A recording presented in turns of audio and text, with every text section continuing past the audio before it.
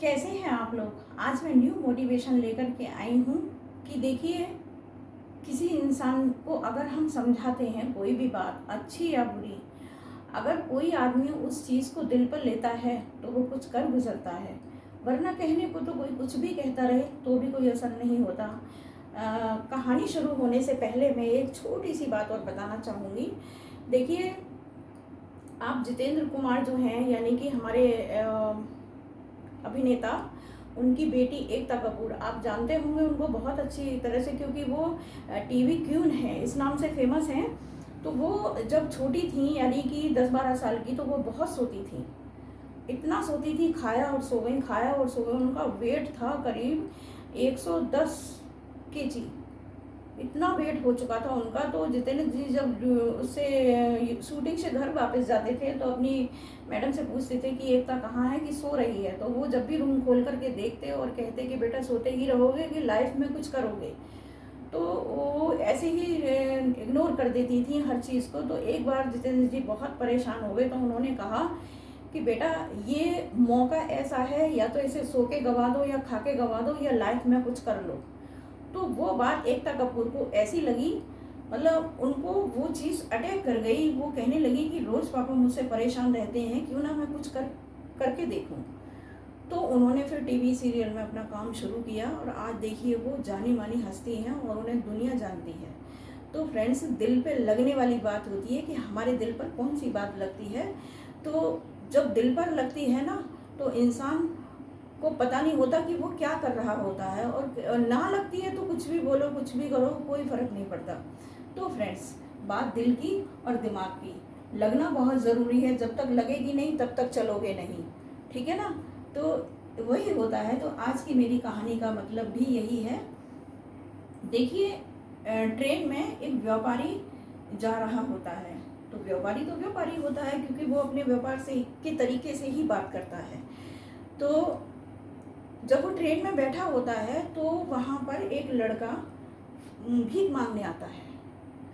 तो भीख मांगने आता है तो सबसे मांगने के बाद में फिर वो व्यापारी के पास आता है, तो कहता है कि मुझे भीख दो। तो वो व्यापारी कहता है कि मैं तुम्हें भीख क्यों दूँ, तुमने मुझे क्या दिया है। तो वो लड़का बोला, मतलब मैं आपको क्या दे सकता हूँ, मैं तो खुद भीख मांग रहा हूँ। तो व्यापारी बोला कि मैं उस इंसान को देता हूँ जो मुझे बदले में कुछ देता है, मैं उस इंसान को नहीं देता जो मुझे बदले में कुछ भी नहीं देता। तो भिखारी मायूस होकर वहाँ से उसके पास से चला जाता है। तो वो सोचता है कि मैं ऐसा क्या करूं जो मैं बदले में लोगों को दे सकूं और मुझे अच्छी खासी कमाई हो सके। अब वो यही सोचता है, यही सोचते सोचते वो बाहर बैठा होता है। तो घूम रहा होता है इधर उधर, वो तलाश करता है कि मैं लोगों को क्या दूं जो बदले में मुझे कुछ मिले। तो अचानक उसकी फूलों की दुकान पर, या फूलों की जो क्यारियाँ बनी होती हैं उस पर उसकी नज़र जाती है। तो वो सोचता है कि इससे अच्छा कुछ नहीं हो सकता। तो वो क्या करता है कि थोड़े से फूल तोड़कर ट्रेन में चढ़ता है। ट्रेन में चढ़ता है, लोगों को फूल देता है, लोग उसको बदले में पैसे देते हैं। तो इस तरह से वो फूल का काम करना शुरू कर देता है। तो लोग बड़े हंसते हंसते उसे पैसे देते हैं और बड़े मुस्कुरा के वो रख लेता है। तो उसने ये काम अपना शुरू कर दिया। उसको उसकी बात लगी व्यापारी की, तो उसने सोचा क्यों ना करके देखूं मैं इस काम को। फिर नेक्स्ट वीक, यानी कुछ मंथ बाद, उसको वो व्यापारी फिर से मिला ट्रेन में। तो उसने उस व्यापारी से कहा कि आपने मुझे पहचाना।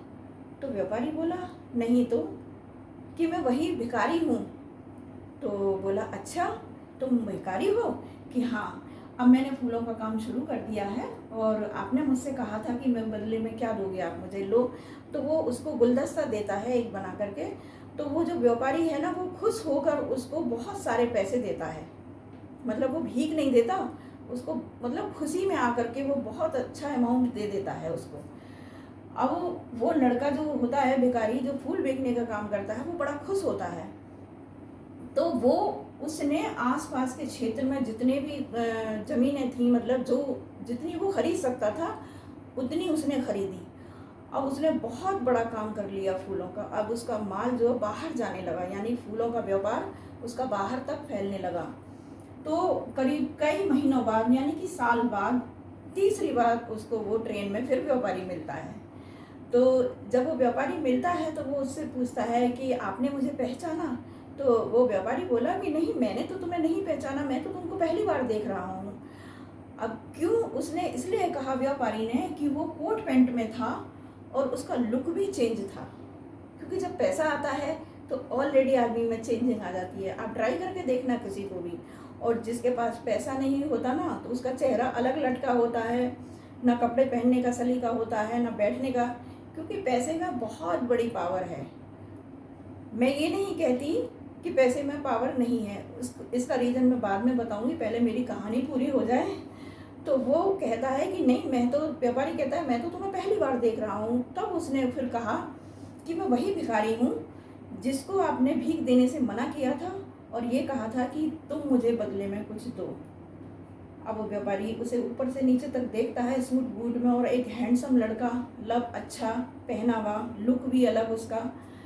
तो कहने लगा वो लड़का कि मैंने अब अपना काम बहुत स्पीड से शुरू कर दिया है, मेरा जो फूल का काम है वो बाहर तक सप्लाई होता है। अब तो वो व्यापारी इतना खुश होता है उससे, उसको देख करके बहुत खुश होता है। तो देखिए, इस कहानी का मतलब यही है कि अगर उसके दिल पर ना लगी होती तो वो इस काम को नहीं करता। उसको उसकी बात लगी, बात में दम लगा तो उसने काम किया। अगर वो चाहता कि अरे कितने लोग आते हैं, लेक्चर देते हैं, चले जाते हैं, मैं क्यों करूँ, जो मुझे अच्छा लगेगा मैं तो वो करूँगा। आजकल का यही है, अगर आप किसी को सलाह दोगे तो सामने वाला नहीं मानेगा। क्यों? जब तक उसके माइंड में नहीं है वो चीज़, वो तब तक नहीं करेगा। चाहे उसके लिए 10 लोग, 20 लोग, 50 लोग समझा दें, अगर उसके माइंड में नहीं है वो चीज़, वो नहीं करेगा किसी भी कीमत पर। क्योंकि मैं भी कई लोगों को प्लान देती हूँ या कई लोगों को बात करती हूँ, तब तक उनके माइंड में नहीं होती, वो तब तक ना खरीदते हैं सामान, ना अपना नंबर रजिस्टर्ड कराते हैं, ना वो खरीदते हैं, जब तक उनका मन नहीं होता खुद का। तो बहुत सारे लोग हैं मेरे ही लोकल में, और तो मतलब पैसा, उसने अपना माइंड लगाया, उसको उसकी बात अच्छी लगी व्यापारी की, तो उसने वो काम शुरू किया। काम शुरू किया तो वो बहुत बड़ा आदमी बना। तो किसके लिए? सिर्फ अपने लिए।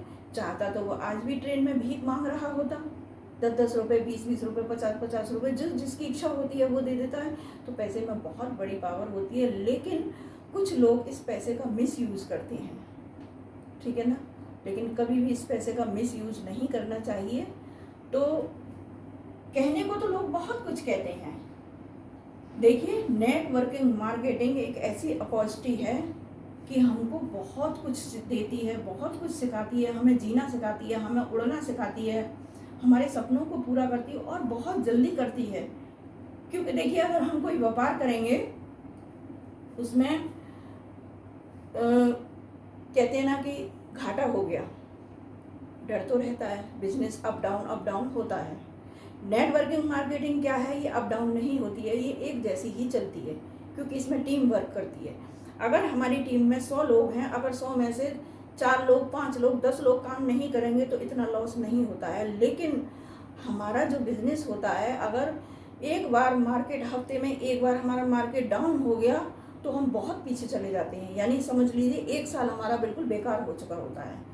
तो ज़्यादा मुझे नॉलेज तो नहीं है, जितनी मुझे नॉलेज है उतना मैं बता रही हूँ आपको। और मेरा तो देखिए यही उद्देश्य है कि मैं लोगों तक इस चीज़ को पहुँचा सकूँ। और मैं तो बस एक बात और कहना चाहूँगी कि आप 60 पीवी करिए और हम 60 पीवी करते हैं, और लोगों से 60 पीवी कराइए, बस सिर्फ इतना करना है। यानी 3,500 या 4,000 ज़्यादा से ज़्यादा, इतने तक का बस। क्योंकि आप अगर घर के सामान खरीदते हैं तो 3,000 में नहीं होगा, उसके लिए ज़्यादा पैसे खर्च होते हैं, यानी 4,000 तक। और दवाई वगैरह खरीदते हैं इसमें, या मेकअप का सामान खरीदते हैं तो बहुत जल्दी पीवी होते हैं, तो 3,000 में भी हो जाते हैं। तो ऐसा नहीं है कि आप 4,000 का ही खरीदें, ये पीवी के ऊपर होता है पॉइंट बिजनेस, ठीक है फ्रेंड्स। तो बस मैं यही कहना चाहती हूँ, छोटी सी कहानी है और कहानी से ही मैं आप लोगों के बीच में अपने मोतियों को पिरोती हूँ। शायद मैं आप लोगों के को कुछ दे सकूं, आप लोगों से कुछ ले सकूं। क्यों? कि आप मुझे आगे बढ़ाएंगे, आप मेरी बातों को सुनेंगे और मेरी वीडियो को शेयर करेंगे और बिजनेस में भी आएंगे, तो इसमें तो फ़ायदा ही है सभी का, आपका भी, मेरा तो है ही है। आपका भी होगा। मैं चाहती हूँ एक अच्छे बिजनेस से जुड़ें, अच्छी अपॉर्चुनिटी है, प्लीज़ आप समय दें और समझिए। ऐसी बात नहीं है कि एक बिजनेस के साथ दूसरा काम नहीं होता है, होता है, 100% होता है। और जो समझदार लोग होते हैं वो सोचते नहीं हैं, वो करते हैं काम को, ठीक है ना। तो मेरा यही मतलब था, और कोई मिस्टेक हुई हो तो उसके लिए sorry. Best of luck friends.